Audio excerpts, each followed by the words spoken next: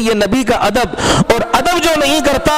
تو آگے یہی ادب ذریعہ بنتا ہے کفر کا، گستاخی کا، اور ایمان سے خارج اور باہر ہونے کا۔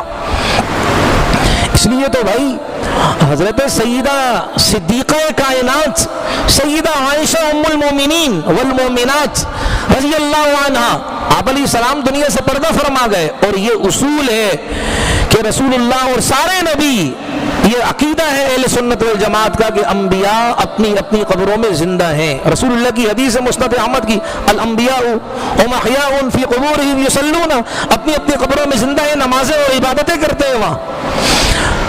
تو حضرت سیدہ عائشہ صدیقہ رضی اللہ عنہا کے گھر کے باہر، وہ گھر نبی کا حجرہ مبارک، جس حجرے میں حضرت عائشہ رہتی تھی، رسول اللہ کی قبر مبارک وہی ہے۔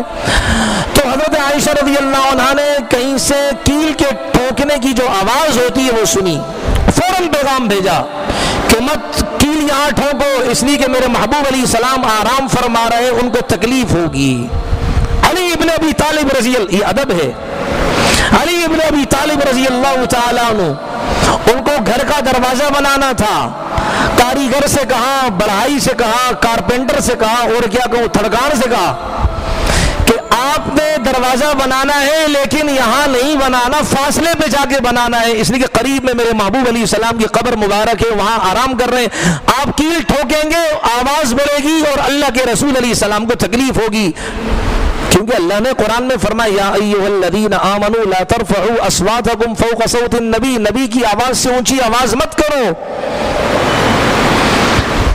امام مالک رحمہ اللہ، یہ عباسی زمانے کا خلیفہ، یہ ہارون الرشید کے بعد آیا، ابو جعفر المنصور عباسی،